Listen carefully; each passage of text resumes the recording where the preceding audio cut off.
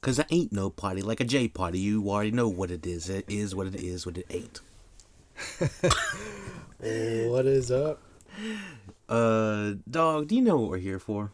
We're here for the top 10, your top 10, my top 3 off the dome movies of the decade.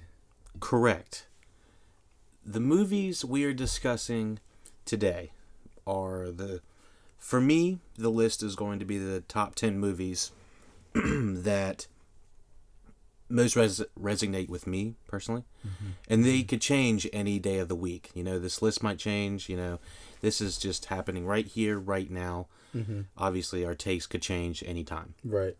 But this is what we got right now. Yes, this is what we got right now. All of the movies that we are going to be talking about today will be revolving. Why is it? Oh, sorry. I was like, what the hell's going on? It's like, little technical difficulties. Damn it. Alright, we'll just put that at the end, I guess. Okay. Well, I'll take this guy's over here. Alright, I'll do it. Shout out to Skyrim. Yeah, I'll do a fresh. What are you talking about? Okay. Go ahead and self-serve that. Alright. Got to rip. Going back to the main reason. Okay, so sorry. We're gonna do it completely. All right. Hey everybody, welcome back to the LuckyDog podcast. This is your host Elias Roush. Today we are discussing top 10 movies of the decade. Of course, this is just my take. This is just my personal list. I came up with it over the last 2-3 weeks. I've been thinking about doing this podcast for a while. Obviously, these movies are subject to change. My opinions are subject to change. Everything is subject to change. But on that note, who's not subject to change on this at this moment is my good buddy, Jay Jermaine. How you doing? How's Jay? Everything's good, man. We got Jay on the podcast. Everybody has been following the podcast. Most recognizes Jay's lovely voice from the Once Upon a Time in Hollywood. Once Upon a Time, when it came out, I remember. Correct. We sat down, talked about it. Did you ever see it? I did not get around to seeing it. So that is a little something on my to-do list, okay. which is interesting because the topic of the episode is that we're gonna go through a lot of movies throughout the decade. So it'll be nice for me to have a list to kind of go and watch and experience. Yes. So, we're coming at this podcast from two perspectives. It's going to be one. I'm going to be coming at it from the, I guess, quote-unquote, podcaster critic perspective. People that, go through and watch hundreds of movies a year. Mm-hmm, mm-hmm. And Jay's going to be coming at this list, giving his top 3 movies of the past decade. I would say more of a casual right viewer. Mm-hmm. But, when you find a good movie, like, that's what it's all about. You once you first see the movie for the first time, you get the feeling of it. You're like, damn, this is a top one automatically or something like that. So that's what I mean, like casual. But if it's good, of course, I'm gonna appreciate it for what it is. So. Right. And once we have this list kind of, I guess it's going to be a list of possibly 13 total movies. Once we have them all written down, maybe we can analyze it and say what makes all these movies, stand out among this decade. Mm-hmm. So, that's a good point. Right now, it's just we're spitballing. Right. Trying to get a feel. So, let's get to it. And first up on my list is an advertisement for EliasRoushMedia.com. Photo, video, digital media. You already know. Plug it, throw it in, and check the link below in the description. Check it out. Yeah, EliasRoushMedia.com. But here is the top 10 movies for me on the decade, starting at number 10 for me. And I guess what we said we were going to have, I was going to just announce my first seven, and then we're going to go back and forth once we get to 3. Yes. Okay, so number 10 for me, Ex Machina. Okay. Have you heard of it? I have heard, not much, but I have. But what were your thoughts? What is it about, first of all? Okay, so... Give me the executive brief. So, if I could get this fucking IMDb thing. Sorry. So Ex Machina yes. is about a young programmer selected to participate in a groundbreaking experiment in synthetic intelligence by evaluating the human qualities of a highly advanced AI. And you might recognize this poster from... Whoa! Yeah. Do you now. Do you recognize that poster? Yeah, absolutely. It's directed by Alex Garland, and personally, it stars Alicia Vikander and Donald Gleason and Oscar Isaac, among other people. Okay. Fantastic cast, amazing performances. It's a quiet film, but it's one of the most interesting films I've watched regarding AI. Okay. And that came out in 2014. 2014. And I think it was talking about things regarding, AI that... Some real deep questions. Probably earlier than we were thinking. I felt like AI has not been that prevalent. It's in its infancy right now. So yeah, right.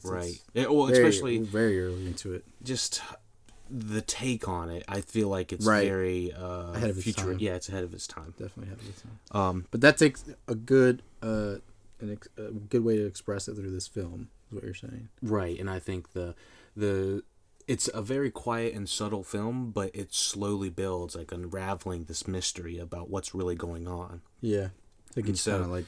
It's kind of like... Hooked on it. Is Donald Gleason the main character who goes to this island where it's basically Mark Zuckerberg-esque guy hanging out with this robot that looks like this kind of somewhat, attractive female. But also a robot. Yeah, and so it's like the weirdest thing. And just imagine going that. So it's that kind of thing. So let me bring you to my next movie. Number 9, directed by Noah Baumbach, written by Noah Baumbach, released this year, A Marriage Story. Okay. I've heard about this one. Marriage Story 2019 is not exactly what you would think it's not a marriage story, it's a marriage story, but what you would think it would be about. Okay. So it's definitely got the relationship dynamics, but from what I'm looking at, reading your face, you're like, why is Elias putting this on his top 10 of the decade? What puts Marriage Story, which I would say kind of is a dull title in regards of a lot of things. Right. No, I see what you're saying, but yeah. It just sounds a little basic, a little simplistic. Maybe, yeah. But, again, it piques my interest. Okay, so, yes. The performances alone are worth watching. Adam Driver, Scarlett Johansson, and there's some amazing cameos that you'll recognize the people that play it. It's about the disintegration of a family. Really? And that's what it is about, yeah. Wow. And it's one of the most brutally honest takes on a marriage that I've ever seen in my life. Really hits you to the core. I wanted to cry several times throughout the movie. Wow. It was, Those are the moving movies. Yeah. It felt real, and they didn't use sex as a way to have these two actors feel like they had chemistry. I don't think that's a spoiler, but they do it through their performances and through the writing and the direction. I mean, at some points it feels like you are the child watching your parents argue, and you're physically sitting in the room. That's insane. And it's one thing to say that, but I mean to actually, it's like, oh shit. See, like where you're immersed. Yeah, it does feel immersive. Yeah. It feels extremely I've had that immersive. feeling before, but with older movies outside of this past decade. But yeah, I see what you're saying. Right, and so this movie takes it above and beyond through the direction, and excuse me, and just the performances alone are worth watching. And even though maybe you might know how it ends, I was ready to watch it again. Yeah. I was, and I'm ready to put it on my top 10 of the decade. Because very interesting choice. I don't think I've seen another movie tackle family dynamics like this in a minute. In a very long time, if at all. Yeah. And it is, granted, it's not like saying racism's difficult in America or anything like that. It's not like it tries to tackle big, broad issues like that. It's very singularly minded, focused to these two individuals that just aren't compatible. And it's a beautifully disastrous story. So, a tragedy in there. It is. It was a beautiful tragedy. So number 8. Number 8. What do we got? Number 8. Maybe I'll get the title right. I'm pretty sure I said A Marriage Story when it's just Marriage Story. People are going to flip one on that. Whatever. Okay, number 8. 2017's, directed by Andy Muschietti, It. Interesting. Okay, see, I've seen this one. So this is the first movie that on Elias' list that I've seen. So yeah, written by Chase Palmer, Cary Fukunaga, and I think maybe Andy Muschietti, the director, is also written, I think, on it a little bit. No, sorry, he's not. Just directed by it. Okay. 2 hours 15 minutes. In the summer of 1989, a group of bullied kids band together to destroy a shape-shifting monster, which disguises itself as a clown and preys on children of Derry, their small Maine town. So, what a movie. You and I both know all about it. It is on my top 10 of the decade, specifically because the performances in the writing and the direction, the performances, the children feel lived in. They feel real. They feel like they've been pals for years. A minute. Yeah. They feel like they have real, natural comedic timing. Yeah. Normally kids are hard to direct, but I feel like Andy Muschietti nailed it for this first step. Yes, I agree. They had good chemistry. Now, I have a lot of problems with the second one, so I almost kind of disassociate the first. I didn't see the second, but I heard it was not as good as the first. It did. The problem was what makes this It movie 2017 so great, which we did cover in the back catalog. It's got to be the direction. It's the performances. It's the pacing of it. The actual structure of the movie is 2 hours and 15 minutes. For me, feels like an hour and a half. It breezes by. Wow. It feels so fast. But I really like the It 2017 mostly because of the kids, and that's what's lacking in the second one. I think it's the performances along with the writing. The writing? Yeah, the writing is really sharp in the first one. Because they could do a lot. So fast. They could do a lot based off how this one ended. Right. Well, and because it's based on a book that they were tied to having their adult selves in the second one. And so they made some choices in the second one that made it not so hot. But I would just watch It number 1 as a standalone film. Oh, yeah. And absolutely. It's a great film, and the ending is very... there's a twist in there, and leaves it kind of hanging in sense of... I don't want to spoil it, but it's a very kind of dark beginning. I remember that was the first thing that was like, whoa. When I watched it, was the beginning. And well, that's the thing, is they put children in real adult situations, right? And they make them have to make decisions that could be potentially life-threatening. Absolutely. So that's why It is number 8. Number 7. Dun, dun, dun, dun. Dun, dun, dun. Oh, I just typed in 7. Whoops. No, it's not 7 because that did not come out then. Dun, dun, dun, dun. Dun, dun, dun, dun. Oh, buddy, I really like this one. This one is exciting. What we got? Wow, it does not have a big rating on there. Oh, interesting. Oh, wow, I did not even realize it. I kind of forgot about it. Again, by director Alex Garland. Another one. He had originally directed the Ex Machina. Right. And then went on to direct, apparently, another one of my favorite that I completely forgot that it was directed by him, Annihilation. So, both of his movies are written and directed by him, I believe. So Annihilation is based off of a book. Okay. And possibly, I'm not sure if Ex Machina is or not, but regardless, Ex Machina is a quiet sci-fi film about AI, and this is a loud film about, a number of things.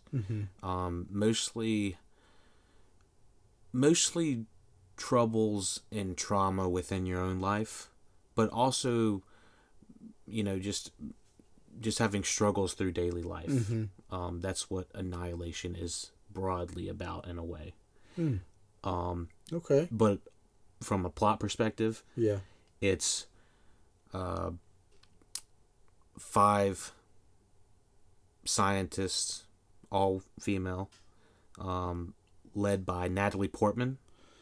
Wow. And she's wondering what is going on in this place that is called the Shimmer. The Shimmer. And it's like this big kind of dome thing. It's this field that is covering a segment of, near where they live. I don't know. Let's just say it's Arizona or something like that. Yeah. But it's near the beach. Okay. So the synopsis is, a biologist signs up for a dangerous secret expedition into a mysterious zone where the laws of nature don't apply. And dude, this was not a movie I was ready for at all. I had heard a couple things like, podcasters like, holy shit, this is crazy good. This is, next level. I was not prepared for, I wasn't going to say like it was crazy good. It was a fucking ride. I walked in there and I had my movie pass, and that was at the time you just got unlimited movies, say whatever. So I didn't give a fuck what I saw. So fuck movie pass at this point because they fucking suck. But I got to go to Annihilation, so I hop in there, and there's probably 3 or 4 other people in the movie theater, and we're all just kind of like sitting there like, oh my gosh, this first 5 minutes is pretty intense, and as it keeps going, it keeps getting more and more intense. Oh my god. And it's just like level after level of crazy shit, and it's showing from a visual standpoint, you're gonna see fucking like things transformed, like animals transformed. When you're within the Shimmer, you're going to see worlds transform. You're going to see people transform. Okay. And things happen that are funky and make you act weird when you're in the Shimmer. Wow. And so the whole point of her going to the Shimmer is, well, her husband was sent to the Shimmer. I see. Oscar Isaac. Played by Oscar Isaac. Okay. And he's a soldier in it, and he comes back. And it's supposed to be kind of a take on a little bit of, PTSD from soldiers coming back from, I guess war or something like that, I guess, which I just thought about that now. But this is happening. This is happening all at the beginning. Yeah. And so she's like, what is going on with him? Why is he acting so strange? So that's why she has to go to the Shimmer. Oh, gosh. Investigate what's going on. What's going on in the Shimmer. And it was fucking crazy. And it's like you and like 4 or 5 other people. Everyone's experiencing this simultaneously. Everyone's like, what the? Yeah. It's very much like any of those, I don't know, like 80s films where it's like, all right, we got a group of 5 guys, or normally it was like 5 guys or 5 people, we got to go into to do something, or go into the abyss or something, some crazy shit. Yeah. So because of spoilers, I can't say anything else. Right. but there were fucking things that happened in this movie that made me turn to the guy beside me that I didn't know and be like, dude! And we were just like, holy fuck. Like, I swear, the guy beside me, we were just like holding each other. Holy fuck! Yeah. Like, it was intense at some point. Oh my God. And I've got to watch this now. Yeah. It's intense. And it gets a little like, heebie-jeebie in some points, but... Annihilation. Yeah. Interesting. Yeah. Man. So it's adventure, drama, and horror, and I would exactly pinpoint it as all of those because it's a fucking ride of an adventure. There's drama that really brings the senses of these individuals, and the individual people, but then the horror is real. Oh, I see. And I feel like movies don't get normally to be an adventure movie and a horror film. Right, you're kind of choosing one or the other in that case. Yeah, and so that's why I gotta watch it. Let me hop to the next one real quick. Whoa, really? I guess that's right. Which number is this? Number 6. Okay. And due to reasons that if you've already listened to the podcast, you will already know I can't say too much about this movie. Because this movie is a movie you need to know nothing about to enjoy the absolute living crap out of it. I mean, it is a holy moly of a ride. Really? Do you remember when you were talking about Okja? Yeah. Do you know the director of that? No, I do not. Bong Joon-ho. Bong Joon-ho. And I don't even want you to look at the synopsis. Okay. Because I want you to know nothing about this movie. And it's called Parasite 2019. And I find it interesting it's classified as a comedy, drama, thriller. But once again, that's exactly what it is. And that's basically all I can say about it. Because I just want you to watch it. Go in there with no knowledge. Yeah, the best thing to do with this movie is to go in there, no knowledge. Okay. You got to know nothing about the movie. And just watch it for what it is and understand the struggle. It'll be immediate what the struggle is. But the location plays a major part in this. Yeah. And sometimes movies are hopping all around. Fucking Men in Black International literally was in Italy and in Afghanistan and then somewhere else for absolutely no fucking reason. Really? They're in Parasite. They're in this location for a very specific reason. And they shoot the living shit out of it. Like the director, not literally shoot the living shit. But footage-wise. But footage. they use every inch of this location. Wow. And so because of that, because of the way it's shot, because of the twists and turns, dude, I could not tell you the twists and turns. I wish... I kind of want to watch the trailer, but we'll dude, it's too much. Don't watch it. It's too much. Don't watch it. We're advised it's too much. I want you to watch nothing, because that's how I was told to do it. If I would have known just anything about it, I would have been like, okay, I know what to look for a little bit. But it's one of those movies that you just have to watch unfold. And it has a beautiful message. I think that the last third act could improve in some areas. But the main thing is it's still one of the movies that have one of the most powerful messages of the decade. And it feels important to have on there. So let's hop into number 5. Number 5. Number 5. Speaking of mind-blowing movies.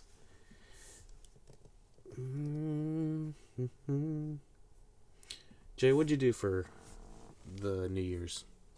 I and my girlfriend went to Lenny Boy Pub. Lenny Boy Brewery. Y'all get a little turn? Yeah, a we drank pitcher, a little wine, a champagne bottle. And VIP bods. Oh yeah. Oh, yeah, boy. No, but it was fun. There was a pretty cool band playing. Okay, So it was fun. Band playing at Lenny Boy. Yeah, that's pretty good. Any big plans for 2020, real quick? Man, just hopefully get into law school. Okay, there you go. So we're working on that. There you go, dog. Got that in the oven. There you go. So that better be the only thing in the oven. I don't know. That is the only thing in the oven. I'll tell you that much. Whoa, Jay! Is there anything else in the? Have you checked, son? No, whoa. But main one is that. That's solid. Is go to law school. So that's solid. We'll see by fall. Very good. Well, we'll check back in. We'll check back in fall. Yeah, we'll check, see how better. Tell me what number 5 is. Number 5. I think you might have seen this movie real quick, or it's not real quick, but directed by Christopher Nolan. Oh. Written by Jonathan Nolan and Christopher Nolan, both brothers. Did not know he directed. Interstellar, 2014, starring Matthew McConaughey, Anne Hathaway, and Jessica Chastain. This movie came out while I was in college. Yeah. It was kind of one of those movies that I had no knowledge of going in. I was not expecting anything except for the fact that I had seen one of Christopher Nolan's previous films, or many of his previous films are very mind-blowing on all levels. And so he has a reputation to uphold. Mm-hmm. So I know Interstellar is not beloved by everybody, but when I went in there and I had the experience of watching Interstellar, a team of explorers travel through a wormhole in space and attempt to ensure humanity's survival. It's kind of like, big spectacle, kind of thing. Mm-hmm. Kind of surreal. But the mind-blowing elements, the time shiftiness in this, the ideology in it, I might need to go back and rewatch it, but the way that movie made me feel walking out, I was speechless. That's how you want to feel. And so I know that it could be improved in some areas, maybe around the third act a little bit, maybe just kind of tightening up a couple things, but it's sitting at 2 hours and 49 minutes. It's a little thick, but it's not an Irishman at like 3 hours and 30 minutes or whatever the fuck that was. Or, that's a long one. Well, it was over 3 hours, I think. And so, yeah. Endgame was over 3 hours as well. So it's like 2 hours, 50 minutes. You just got to make sure everything counts in there. Right. And I really do. I had a mind-blowing experience when I was, and it's not because of the twists and turns there. It was because of the overall theatrical experience. And if I can recall, it had a very 2001-esque vibe. Mm-hmm. I don't know if have you seen 2001? Like the movie? Yeah. No, actually, no. Space Odyssey. It's. Oh yeah. No, I've seen it. That one. Have you seen? That's that? That's a great movie. You've seen that? Space Odyssey is a great movie. Yeah, that's an old school one. Yeah, it kind of evokes that when it comes to some of the cinematography of this in space. Gotcha. So, I gotta watch this one, man. Yeah. I'm gonna ask for your list after we're done here. So just right. We'll jot it down.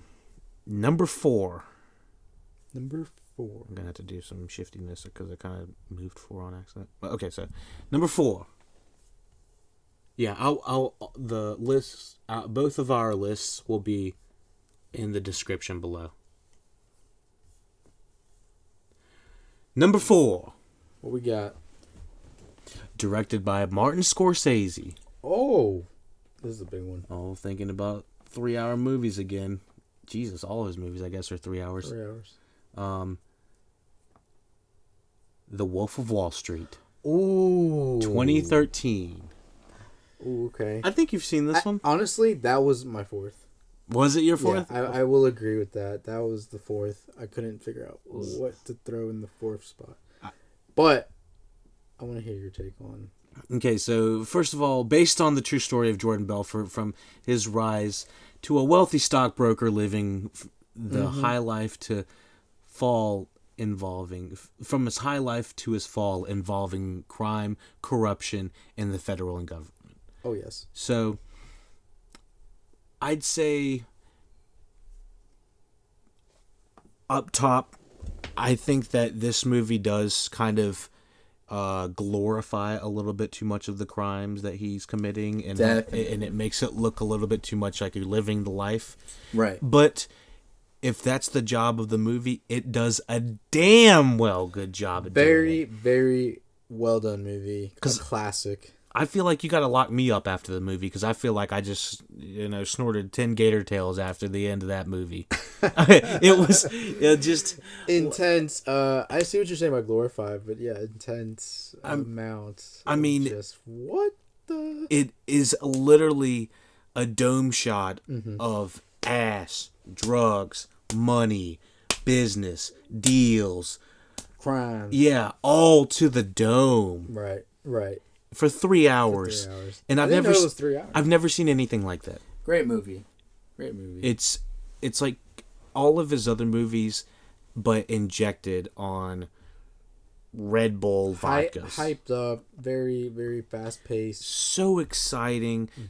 I'd say, I think the majority of the time when I do watch it, I do feel it sags around the 2 hour and 30-minute mark somewhere when he's starting to get caught in the stuff. Yeah, I agree. And I'm just like, all right, let's wrap it up. Because then like there's another part after that. It's like, okay, I've been here for a little.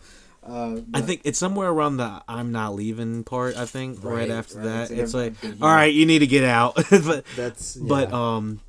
I do feel like it's kind of, it shows a little bit more of just Scorsese's style. I mean, even in The Irishman, I don't know. You said you didn't see this. I saw a little bit of it. It's long. It's a long one. But yeah, so I think that it still shows that he refuses to edit. He just keeps in one shot. Yep. As much as possible. Yeah. So, where are we at on our list? I think. Okay, so we're on number 3. So so finally, Jay. I entered the field. Number 3, and again, this was just off the top of my head. Maybe like 10 minutes of research. Yeah, I told Jay we were doing this 10 minutes into him walking in. Joker. Oh, at number 3. Joker at number 3. So Joaquin Phoenix so you're talking about 2019's Joker with Todd Phillips directing from The Hangover. From The Hangover? Oh, he directed The Hangover. He directed all 3 of them. Really? Yeah. Interesting that he shifted his direction to other kinds of movies. Yeah. What made you choose that? So Joker, although it's not what I thought it was going to be walking in, for sure, I thought it was going to be a little bit different, more of like the Dark Knight Joker. Not so much Suicide Squad. But I like the twist at the end, the fact that he's showing like the development of how people go crazy because of the experiences that the world in general treats them. So very heartfelt, very genuine performance by him. And I think they're making a sequel. They're starting on a sequel. Right. I mean, this movie made $1 billion, and by the way, this was on my top of 2019. $1 billion? $1 billion. That is insane. Yeah. So, and it's one of the cheapest movies to quote unquote cheapest movies to do it, because most superhero movies are around 100 million. This was around 40, I think, or 50. For the low. Yeah. So it was big return. They did it on like a high budget comedy. Like budget. So I agree. Did you my issues with Joker only were that I felt the call to saying that mental health needed to be reconstructed. Oh, is that what the reaction was? Well, I felt was that the message? The message was so muddled. Yeah, it kind of wasn't clear. That was my problem. I thought the visuals, the acting, all of that direction, all of where it's excellent. It needed just 1 or 2 more lines that said, we really need some help over here. Yeah. Kind of leaves it up to the audience to decide. For me, it's too vague to say that that's what we should look at. But maybe there's no message. Maybe there's no message. I want to say it's not so much of there's a mental health issue. because there is, but I think it's more of like how society should not act. You know, maybe changing like the broader viewpoint. Yeah, I felt the movie just said it's society's fault, but not like how can we fix it or anything like that. Yeah, that is also. It didn't present any. All it did was point the finger. Yeah, I guess, but I guess maybe in the sequel. Yeah, they have plenty of opportunity. Yeah, there's a build up of what the Joker does because now he's like praised in the end of it, which is really ironic that happened. But we don't know what happened at the real end. So but the real end, exactly. We'll keep that as spoiler.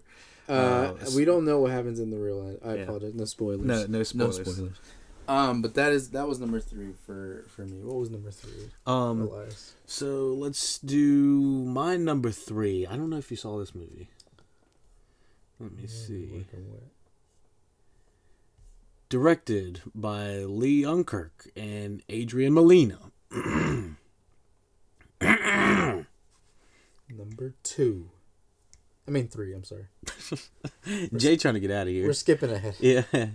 Number 3. My number 3 is Coco 2017. Ooh, no you didn't. Dun, dun, dun, dun. You know what? That was a runner-up. What? Because I just thought of it. Yeah, after I said it, yes, right? Yes. Yeah, I just thought it. I didn't want to tell you any of mine because I knew you'd be like, "Oh, I like that." No, but that's a great movie. I've seen it. I like this one. I've seen it, and it's a great movie. Coco gave me one of the strongest emotional reactions I've ever had in a theater. Bruh. I've never just been a slobbering mess at the end of a movie. I will be honest. I try to help hold the tear, but you with that movie, it is just like you just go with it, and I agree with you 100%. That was a very moving movie, very great writing, great story. Yeah, it's one of those movies that is so touching on a level that I can only watch it when I'm in a good emotional state. Because I know it's going to just wreck me.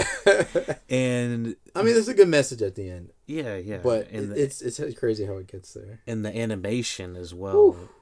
They outdo themselves every year, I think, with the animation. Right. The animation was beautiful. On top of that, being another Latino American. Represent. It felt unusually beautiful to watch something that represented someone that looked somewhat resembled me, right, or you, right, or more representative. Yeah. Had dark hair and brown eyes instead of anything else. Yeah, I feel like I had never seen it on screen, and backed by Disney. Right. A big powerhouse in the industry, and so give us some more of representation. And I think that's the trend, and they killed it with Coco. I mean, I think it was Pixar. Yeah, it was Pixar. But I mean, Disney owns Pixar. Yeah, but it's slightly. I think it's a separate entity a little bit. Yeah, it's an entity, but I think it. Yeah, it's you're right. I mean, originated with Pixar. Mm-hmm. Either way, it's still beautiful. All right, great movie. Jay's number 2. Number 2. People are gonna be like, "What are you talking about?" Oh God! But American Hustle Ooh. coming in at number 2. Best of the decade, Jay? Well, again, I'm not here to judge. These are off the dome. I'm not here to judge. I got more to watch. That's the thing. Let me set the record straight.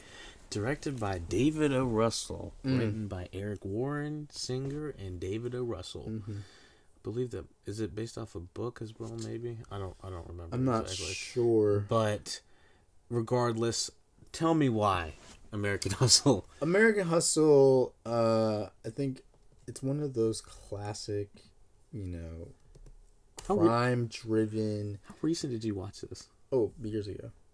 When you just remembered that well? No, so context. I looked at a list of like top 100s for the decade, right? Just to get a sample of what's out, and I just felt that one stick out because the story is very good, but it's also like very human. It's based off a real FBI operation. Yeah. Okay. I like some of the criminal law enforcement and stuff like that. It reminds me of American Gangster. Those kind of stories where it's just like the cops are gonna based off a true story, but they're like the cops are gonna get you. You're eventually gonna get caught, kind of thing. Loosely based. Loosely based, but I think it was just good acting too. The plot twist in the end. You see, I remember watching this in theaters and thinking, the only thing I can remember from that movie is, wow, Christian Bale can be anything. Oh yeah. And that was his real stomach. Was it really? Yes, he gains 40 pounds for his roles. Wow. And will drop 60 for the next one. He's fucking insane. But He's a monster. I think he's a freak.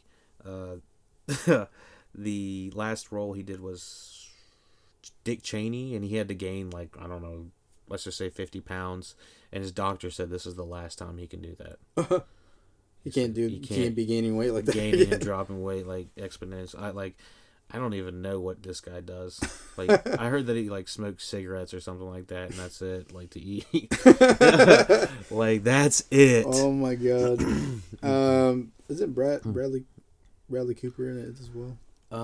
Bradley Cooper is in it. Yeah. It's It's got a stellar cast. Yeah, very good cast. Christian Bale, Bradley Cooper. What's Jennifer Lawrence, Amy Adams, and what's his name? Hawkeye. He's the main investigator, right? Yeah. Jeremy Renner. Jesus, I couldn't remember his name. Okay, so. All right, so you're number 2. Let me hear. Number 2. All right. Well, got rolling. I don't mean to blow the American Hustle out of the water, but if we had playing cards, if this was like Yu-Gi-Oh or something like that, I think I might. What is your number 2? Let's hear it. Number 2. I'm playing the card, the movie, directed by George Miller, 2015's Mad Max: Fury Road. Interesting. Yeah. I have not seen this movie. What?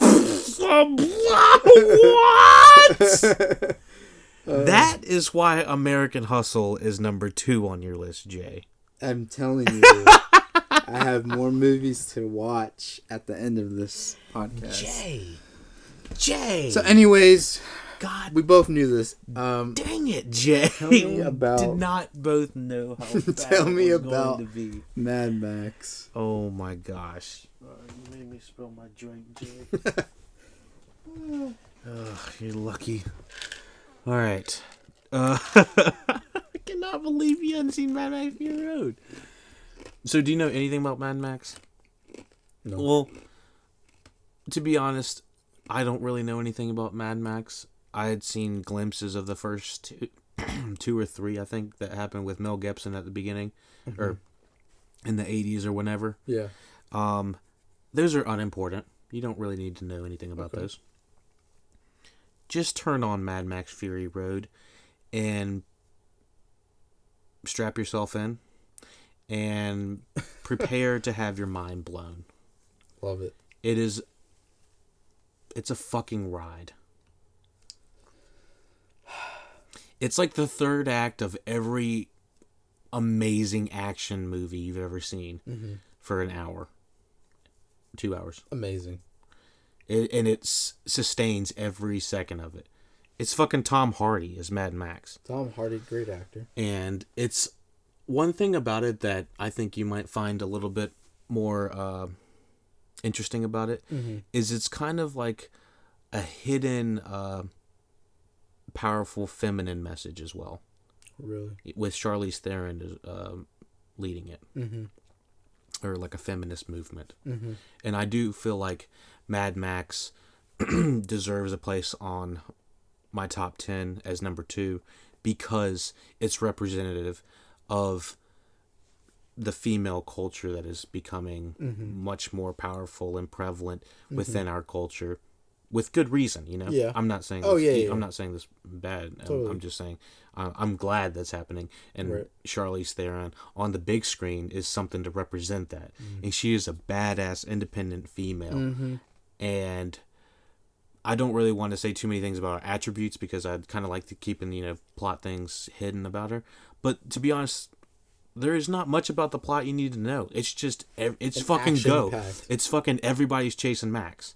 Gotcha. It's everybody goes, it's everyone's Furious. going. Yeah, it's Fury Road. Fury Road. And it's a fucking everyone's racing, and there's a fucking guy with a guitar that has fucking flames coming out of it. I mean, you've seen the commercials, right? Yeah. Like, like, what is going on in this thing? Holy cow! Too much It's to like keep up fucking Cirque du Soleil on meth in the middle of the apocalypse. with. Interesting.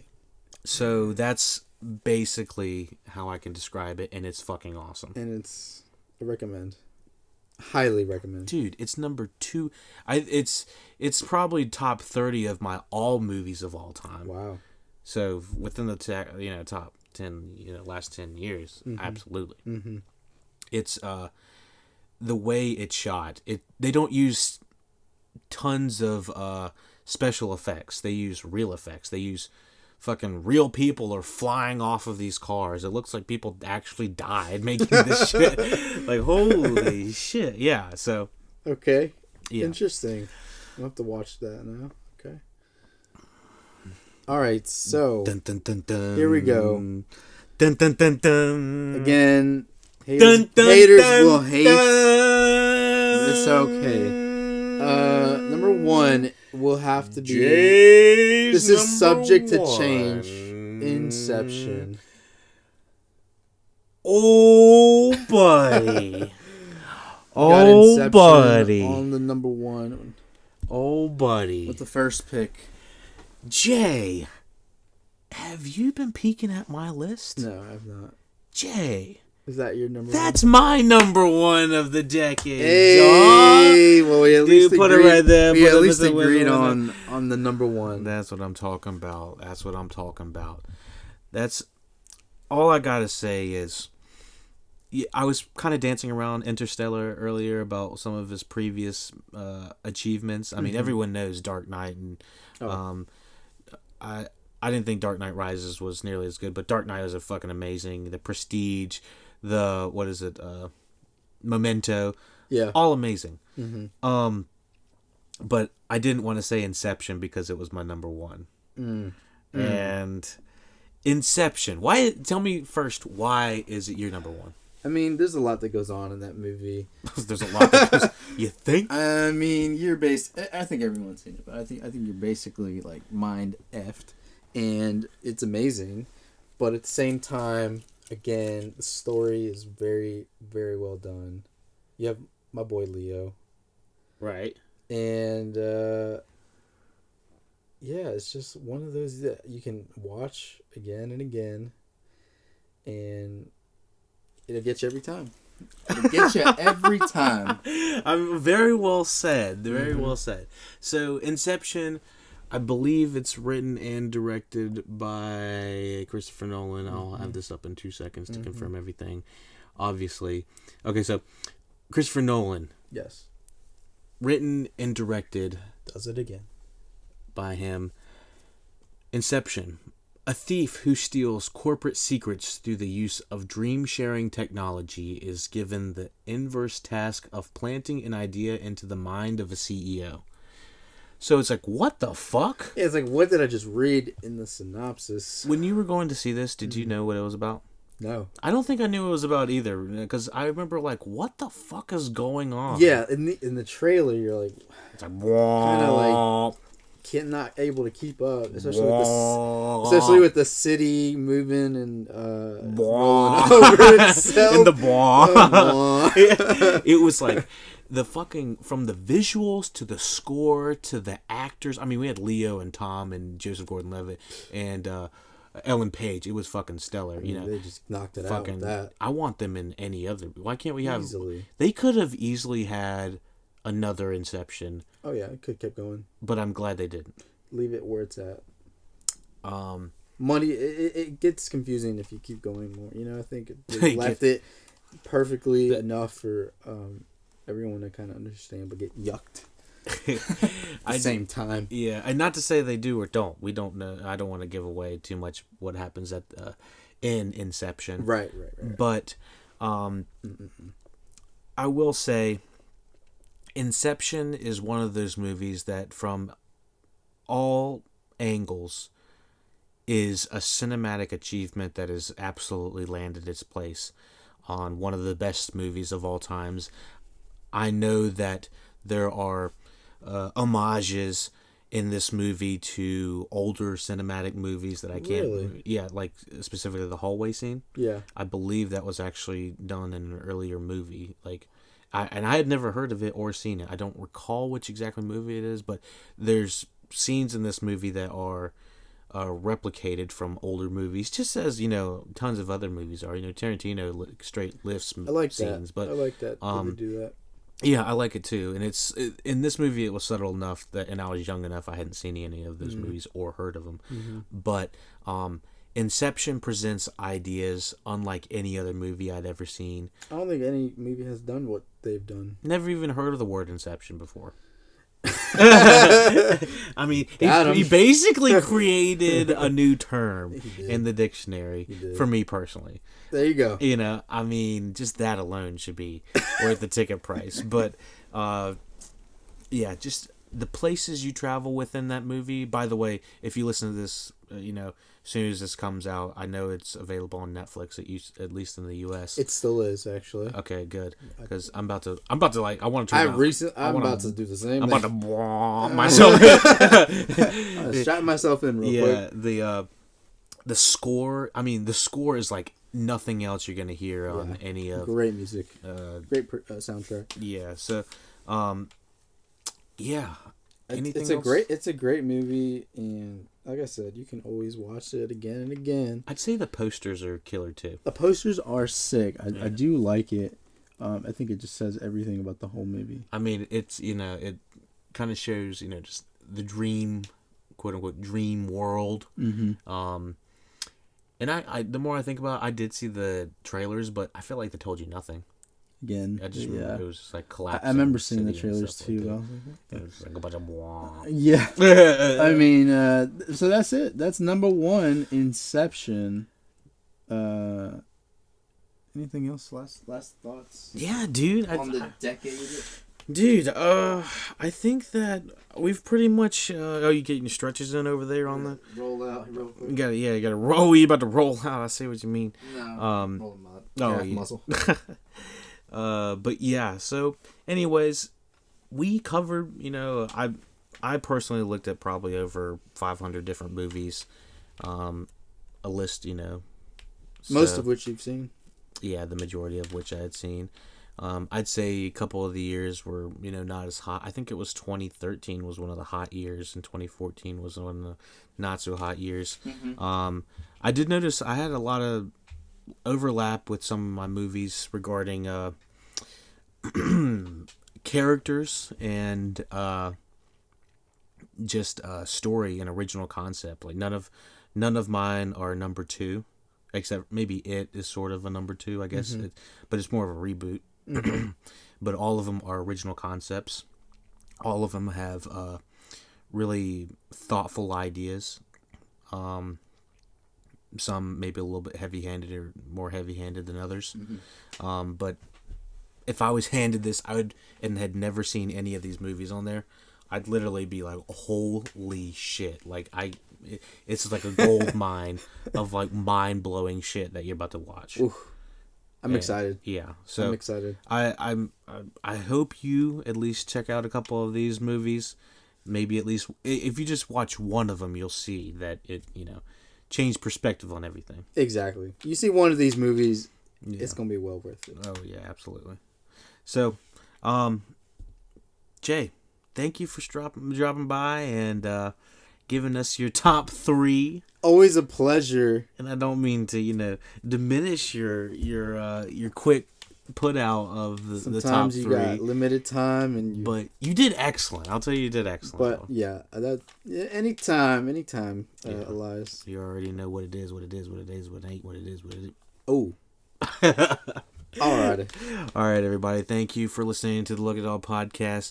Please check out all of the social media links available in the description below. Mm-hmm. You can find us at Where the hell can you find us? Comments, questions, concerns, email theluckydogpodcast@gmail.com. Twitter @LuckyDogPodcast. Facebook, Twitch, Instagram, YouTube. Links are down below. Jay, if you got like $100 you want to just donate to the podcast, casually, or like... Can I pay you in the future? Yeah. You can pay us at paypal.me/theluckydogpodcast. You guys take Apple Pay? Oh yeah, absolutely. We'll take cash, check, cash, cash, PayPal, Venmo. We got it all. You just let us know how we can accept your money, and we will.